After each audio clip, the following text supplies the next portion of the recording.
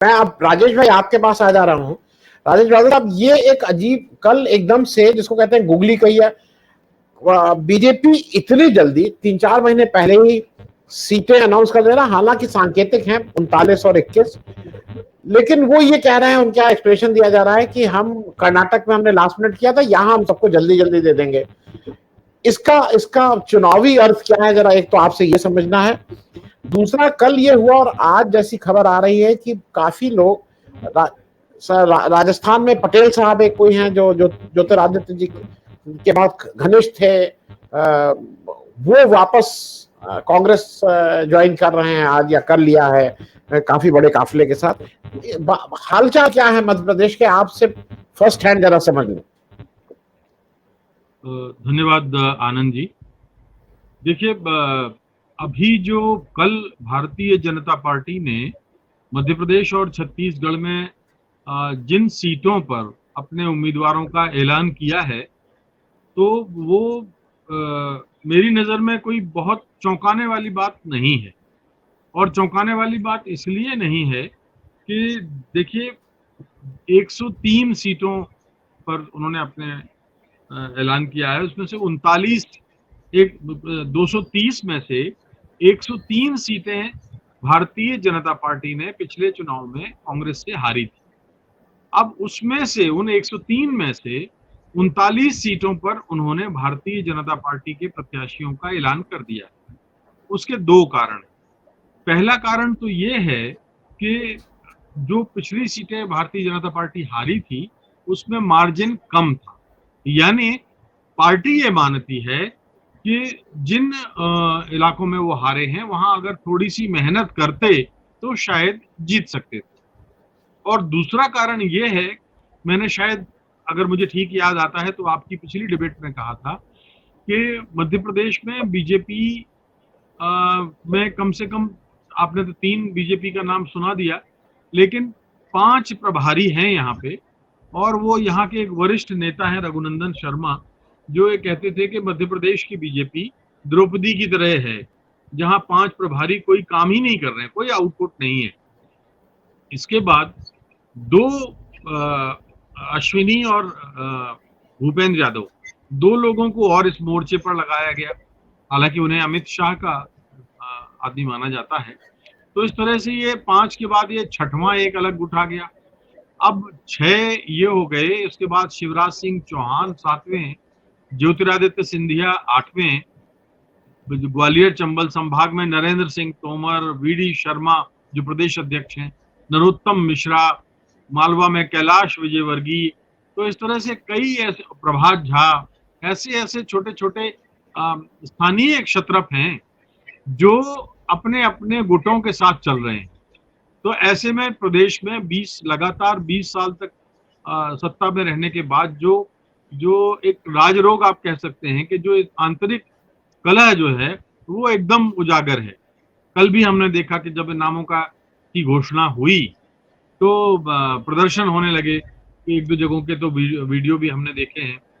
तो एक कारण ये था कि अभी नाम ऐलान हो जाएगा तो चुनाव आते आते थोड़ा सा जो भीतरघात है या आंतरिक स्थितियां हैं, उनको शायद बैलेंस करने का मौका मिल जाएगा।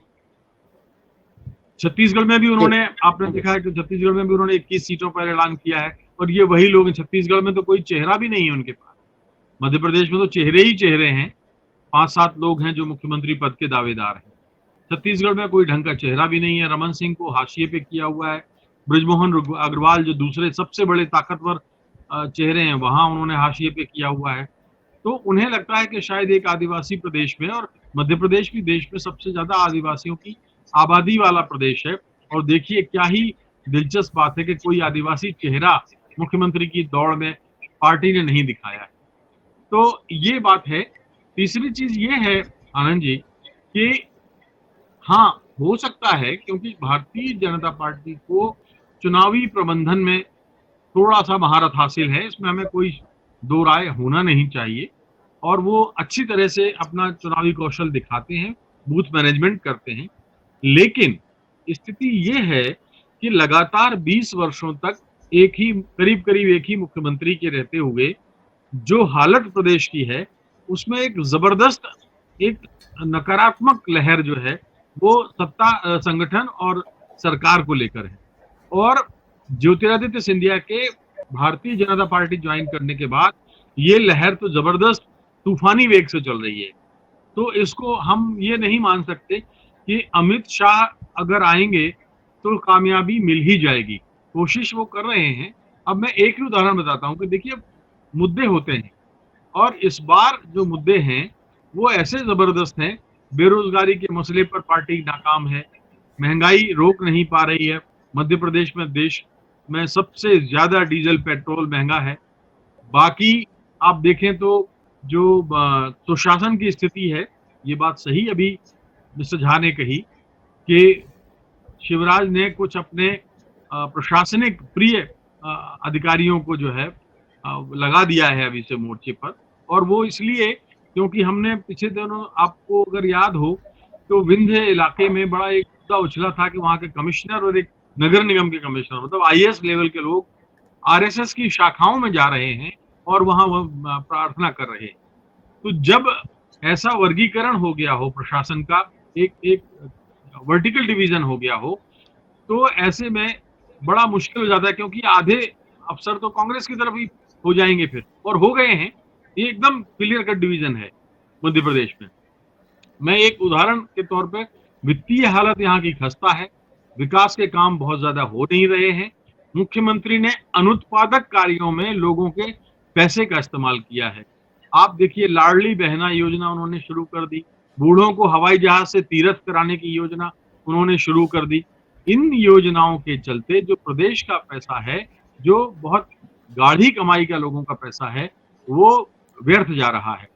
जो एक उदाहरण मैं आपको देता हूं, तो मध्य प्रदेश पर कुल 3.5 लाख करोड़ का कर्ज है और दिग्विजय सिंह इससे पहले 10 साल तक मुख्यमंत्री थे।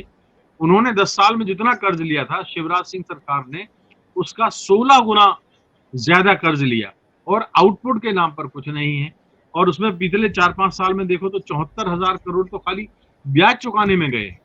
तो प्रदेश की वित्तीय स्थिति, माली हालत बहुत अच्छी नहीं है। इसी साल 6 महीने में सरकार के पास तनख्वाह बांटने के लिए पैसे नहीं है।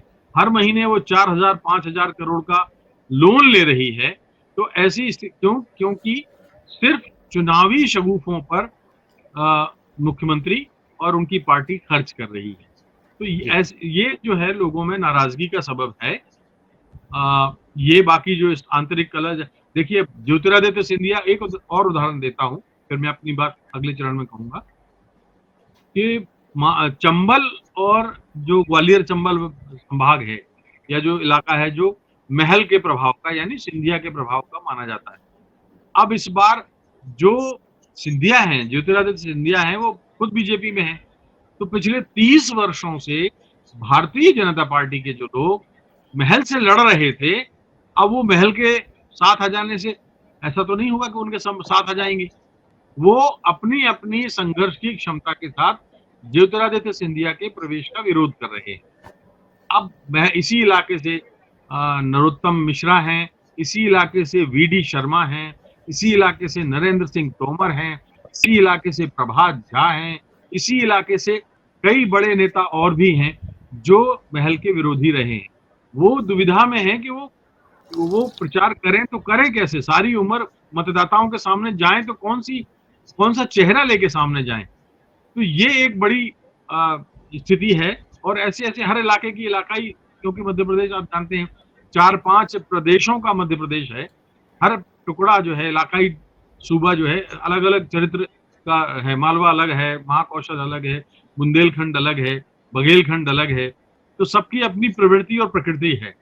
तो ऐसे में भारतीय जनता पार्टी की मुश्किलें तो बढ़ी हैं। हम कह नहीं सकते कि 39 के नाम घोषित करने से पार्टी को कोई बहुत ज्यादा फायदा मिलने वाला है।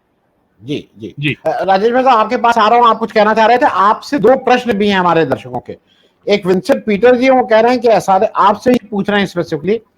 वो कह रहे हैं कि शिवराज सिंह चौहान जी की एंटी इनकम्बेंसी कितना असर डालेगी।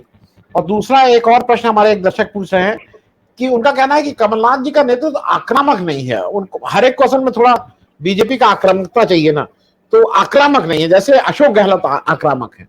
राजेश बादल जी, दोनों चीजों पे अनम्यूट कर लीजिएगा। वैसे पहले दूसरे प्रश्न का उत्तर, कमलनाथ जैसे हैं वो, मैं तो उनको 1980 से देख रहा हूं, वो हमेशा से ऐसे ही हैं। तो कमलनाथ और ऐसी ही स्वभाव के चलते पिछले चुनाव में उन्होंने अपनी सरकार भी बनाई थी, लेकिन हाँ, वो पिछले चुनाव में उन्होंने अपनी सरकार इसलिए गंवाई क्योंकि वो दूसरे एक कद्दावर नेता दिग्विजय सिंह के एक तरह से चमड़े के सिक्के चला रहे थे, तो इसलिए वो जो है कहीं ज्यादा धोखे में आए। लेकिन कमलनाथ को लेकर के कांग्रेस में ये साफ कह सकता हूं मैं कि कांग्रेस मध्य प्रदेश में जब भी सत्ता में आती है तो सुषमा स्वराज से मुझे एक बात याद आती है, जब मेरी 1997 में उनसे बात हुई थी कि भारतीय जनता पार्टी को हराती है। और इस चुनाव में भी मैं वही इतिहास अपने आप को दोहराते हुए देख रहा हूं कि भारतीय जनता पार्टी के कारण कांग्रेस को लाभ ज्यादा होगा। शिवराज सिंह की जो अपनी नकार एंटी इनकम्बेंसी जो फैक्टर आप कह रहे हैं वो तो है, ये पिछले आप 5 साल में देखिए तो एक साल में 5 लाख से ज्यादा बेरोजगार बढ़ गए, 1 करोड़ 35 लाख के आसपास बेरोजगार हैं। तो देखिए एक सबसे नौजवान भारत की ये तस्वीर है, और जिस तस्वीर में केवल एक सूबे में 1.25 करोड़ बेरोजगार बढ़े हैं, तो 1.25 करोड़ बेरोजगार नौजवानों का है, क्या होता है। आपको मैं एक और ये बता सकता हूं कि देखिए शिवराज सिंह सरकार ने एक फैसला लिया कि जो सरकारी कर्मचारी हैं कुछ अलग अलग वर्गों में, उनके पास चूंकि उनके सेटलमेंट का पैसा नहीं था, इसलिए वो रिटायरमेंट की एज बढ़ाते गए, 58 से 60, 60 से 62, 62 से 65 तक करते गए। अब अगर वो ये करते कि हर घर से एक रोजगार दे देते तो जो सैलरी वो दे रहे हैं अगर तो भी काफी हद तक चीजें ठीक हो जाती, लेकिन शिवराज ने ऐसा नहीं किया। दूसरा आपका जो जो प्रश्न था दूसरे दर्शक का, मेरे ख्याल है दोनों उत्तर आ गए, कमलनाथ और शिवराज। हाँ, आ गए। जी, मैं जो बात कह रहा था वो छत्तीसगढ़ के बारे में कि देखिए भारतीय जनता पार्टी इस बार स्थानीय किसी चेहरे पर डिपेंडेंट नहीं है, वो मतदाताओं में विभाजन करने के बाद की स्थिति या उस तरह के कार्यक्रम के आधार पर चुनाव जीतने का सपना देख रही है। और हमने देखा है कि कई जितने भी बड़ी पार्टियां हैं सब में उन्होंने डिवीजन कराया। भूपेश बघेल के सामने जो नाम घोषित हुआ है, अगर मैं गलत हूं तो त्रिपाठी जी करेक्ट करेंगे, भूपेश बघेल के सामने भूपेश बघेल के भतीजे को ही उन्होंने टिकट दिया है। तो जो परिवार में सेंध लगाने की जो पॉलिटिक्स है इनकी, वो हर जगह काम नहीं आती। तो एक तो ये चीज है। दूसरी चीज जैसे आदिवासी समाज की बात है, अरविंद नेताम एक कद्दावर नेता कांग्रेस के रहे हैं। अरविंद नेताम इन दिनों कांग्रेस से बहुत ज्यादा प्रसन्न नहीं है और वो अपनी पार्टी बनाने का ऐलान कर चुके हैं, उसका रजिस्ट्रेशन हो चुका है। तो अगर आदिवासियों के बीच में अगर वो 2-3%, 4% भी वोट लाते हैं, तो जैसा अजीत जोगी का उदाहरण एक अभी त्रिपाठी जी ने दिया, वैसा कुछ बस्तर के आसपास के इलाके में हो सकता है। अखिल छत्तीसगढ़ में उनका हो सकता है वैसा असर नहीं हो, लेकिन कुछ आदिवासी पॉकेट्स में तो उनका असर है। जी जी जी जी राजेश भाई साहब, अंतिम बात आपसे करके खत्म करेंगे। ये थोड़ा इसलिए भी पूछ लें क्योंकि चुनाव अब हर साल और आक्रामक नहीं, गंदे भी होते जा रहे हैं, लोगों की भाषा खत्म हो रही है। एक नया चीज और देखा, जैसे मोदी जी यूज करते हैं हर सरकारी मीटिंग में वो चुनावी भाषण देते हैं। एक नया चीज आपने अगर देखी होगी, इसको केवल केजरीवाल यूज कर रहे हैं। केजरीवाल अपनी जो उनकी विधानसभा की प्रिविलेज होती है उसको ठीक से यूज करते हैं।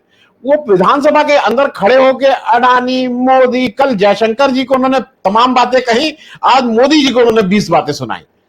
जो अगर आपको याद हो, राज्यवर्धन राठौर ने भी संसद में खड़े होकर खट से झूठ बोल दिया कि सोनिया गांधी 2008 में वहां गई नहीं थी, और बाद में जब कांग्रेस के प्रवक्ताओं ने उनको चैलेंज दिया कि तुम पार्लियामेंट से बाहर निकल के बोलो इसको तो हम एफआईआर करें, तो वो बोले एक बार भी नहीं, क्योंकि वो झूठ बोल रहे थे। तो इन प्रिविलेजेस को जैसे करना है, वो अरविंद केजरीवाल धीरे धीरे इसमें माहिर होते जा रहे हैं कि इस प्रिविलेज को कैसे यूज करना है। यहां गाली दे दो, यहां तो कुछ होगा नहीं, एफआईआर भी नहीं होगी, संदेश चला जाएगा। इन चीजों में आपको क्या लगता है कि कांग्रेस को अभी बहुत कुछ सीखना बाकी है? कांग्रेस अभी बहुत पीछे है इन हेरा फेरी। अच्छी बात नहीं है, लेकिन फिर भी शायद चुनाव जैसा देश में चल रहा है उसमें ये सीखना भी जरूरी है।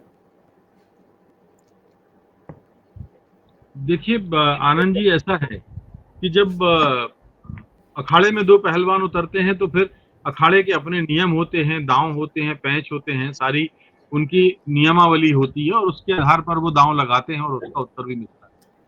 हमने देखा है कि इस देश में अधिकतर साल तक एक मजबूत संवैधानिक लोकतंत्र पनपा है, विकसित हुआ है और हम सब लोग उसी जिम्मेदारी के साथ उसमें पले बढ़े हैं। भारतीय जनता पार्टी ये इनके इन प्रकारेण सत्ता में बने रहना चाहती है। अब आपने अभी जैसे बागेश्वर धाम का एक उदाहरण दिया। बागेश्वर धाम जो जो जो ये स्वामी है वो कहता है कि अब देश को शास्त्रों की नहीं शस्त्रों की जरूरत। तो जहां ऐसा बांटे, पाकिस्तान को हम हिंदू देश बना देंगे, ऐसा वो अपने भाषणों में कहता है। तो ये बात थोड़ी सी तकलीफदेह होती है कि कांग्रेस के लोग फिर उसके साथ क्यों जाना चाहते हैं, जिसके बारे में ये सब जानते हैं कि ये भारतीय जनता पार्टी की गोद में बैठा हुआ है। तो ऐसे लोगों पे दांव लगाने से, हाँ, ये कहीं सिद्धांत होता है कि लोहा लोहे को काटता है, लेकिन कम से कम मध्य प्रदेश, छत्तीसगढ़, राजस्थान या उत्तर भारत में तो ये नहीं होने वाला है। तो ये ऐसी स्थितियां तो होती नहीं है। दूसरा, झूठ वाली जो आपने बात कही, विशेषाधिकार की बात कही, केजरीवाल, आपको याद है कुछ बरस पहले तो प्रधानमंत्री मोदी जी ने कहा था कि नेहरू जी सरदार पटेल की अंत्येष्टि में भी नहीं गए थे और बड़े अखबार ने एक छापा था जिस पर हमारे एक पत्रकार साथी की नौकरी भी चली गई थी और बाद में जब कांग्रेस ने बताया था कि नहीं, नेहरू जी तो शव यात्रा में शामिल हुए थे। तो ये लगा, इनका सिद्धांत ही ये है कि गाड़ी पटरी से उतरी हुई है। आप अपने अखाड़े में नियमों का पालन नहीं करते हुए कुश्ती लड़िए। एक्सीडेंट तब भी होता है जब आप नियमों का पालन करते हुए गाड़ी चलाते हैं। अगर सामने वाला अगर नियमों का पालन नहीं कर रहा है तो भी दुर्घटना होगी। तो चीजें ये हैं कि अगर किसी ने ये तय कर रखा है कि उसे लोकतांत्रिक संवैधानिक परंपराओं का पालन नहीं करना है, संसद को नहीं मानना है, संविधान को नहीं मानना है, उन प्रतीकों को नहीं मानना है जो हमारी डेमोक्रेसी को मजबूत करते हैं, फिर मुकाबला करना बड़ा अटपटा और मुश्किल हो जाता है, आनंद जी। लेकिन इस देश की जनता समझदार है, मतदाता के विवेक पर हमें भरोसा है। जी।